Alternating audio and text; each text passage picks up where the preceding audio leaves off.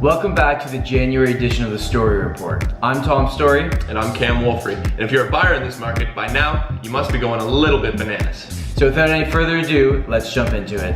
Let's start by talking about sale price. Average sale price in the GTA went up to $770,000. That's up over 22.5% year over year. Now in January, there was just over 5,000 residential sales, and that number's up 11% year over year.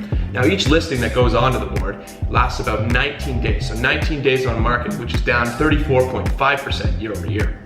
So what's going on in the condo market? So in the Toronto condo market, we've seen a major spike in the last year and a half. The average sale price in January was $471,000. That price year over year is up 13.3%. Right, now that was as a result of just over 1,100 transactions. And the reason we're seeing such a major spike in the condo market is the fact that most people who are looking at homes now, because of the new mortgage regulations and overall price appreciation, are now being forced into the condo market, driving those prices up.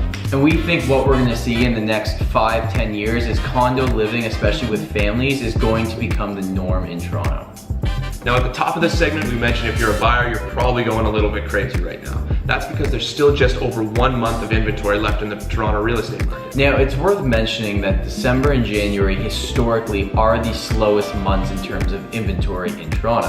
Right, so as the spring months come up, we expect to see a slight uptick in inventory, which should hopefully relieve some of the pressure, but not all of it.